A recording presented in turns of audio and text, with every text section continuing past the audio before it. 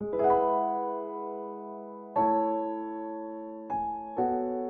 21일 금요일, 오늘도 행복한 하루, 주님과 동행하는 귀한 하루 되시기를 바랍니다. 어제 우리 그동안 우리가 사랑했던 우리 근영분 권사님이 하나님 품에 영원히 안겼습니다. 인간적인 슬픔, 아픔은 있지만은 또 권사님에게는 더 좋은 길, 더 편안한 길이 열릴 줄 믿습니다. 우리 권사님 장례를 위해서도 끝까지 여러분 함께 기도해 주시기를 부탁드립니다. 오늘부터 우리 고린도전서 5장에 들어가는데 5장 전체는 음행에 대한 부분을 다루고 있습니다. 우리가 음란한 행위, 음행, 여러가지 말이 비슷한 말들이 있습니다만은 우리 오늘 본문부터 먼저 5장 1절부터 5절까지인데 4절 5절만 읽겠습니다. 주 예수의 이름으로 너희가 내 영과 함께 모여서 우리 주 예수의 능력으로 이런 자를 사단에게 내어주었으니 이는 육신은 멸하고 영은 주 예수의 날에 구원을 받게 하려 함이라. 아멘. 그래서 우리가 음행이라는 단어가 구약에도 나오고 또 신약에도 나옵니다만은, 구약에는 정확하게 어떤 행위를 했을 때만 음행이라고 표현하고, 신약에서는 마음의 음란을 품는 것 자체가 죄다라고 말하고 있습니다. 그렇다면 우리가 음행의 정확한 죄는 무엇일까요? 크게는 두 가지, 작게는 세 가지까지 볼 수 있는데, 가장 큰 우리가 음란 행위, 음행은 신랑이신 주님 외에 다른 신이나 다른 사람을 주님보다 더 사랑하거나 더 섬기는, 더 좋아하는, 그것이 바로 음행의 가장 큰 죄입니다.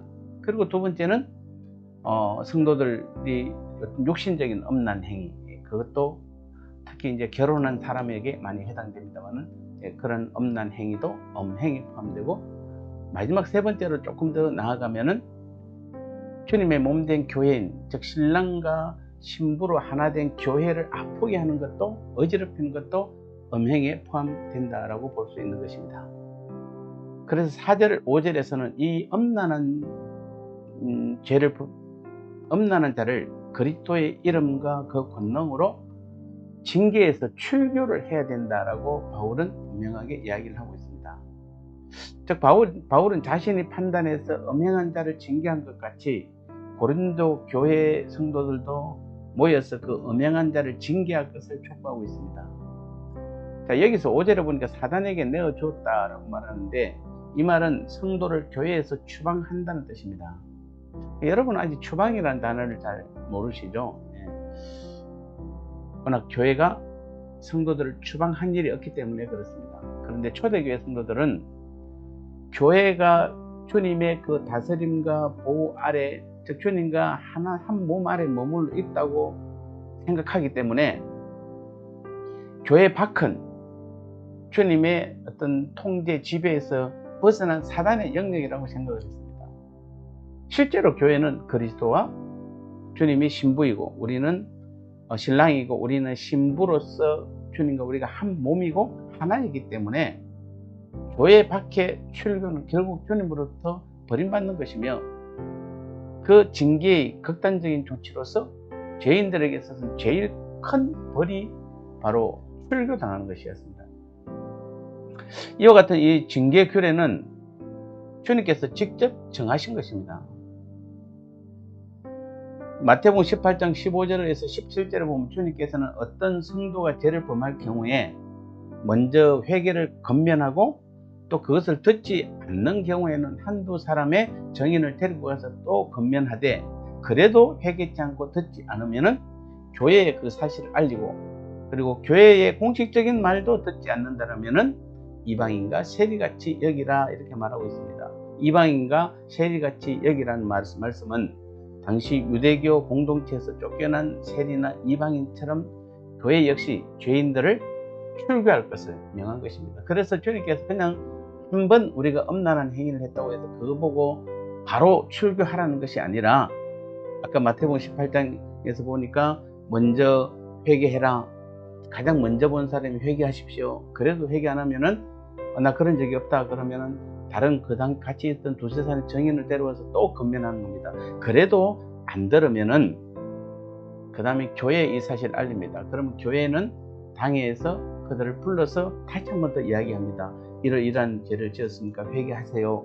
그래서 그 전에도 그 마찬가지로 중간중간 우리가 회개하면 되는 것입니다. 그런데 끝까지 말을 안 들었을 경우에, 마지막 교회의 말까지도 안 들었을 경우에 출교를 해야 된다라고 말하고 있는 것입니다. 초대교회는 이러한 주님의 권징 규례를 정말 성실하게 이행했습니다. 그래서 거짓 성도와 수많은 이단자들을 출교해서 교회의 거룩성을 보존해 온 것입니다. 우리가 3년 전에 성지순례 갔을 때 김제 금산교회 기억자교회 가보셨죠? 네.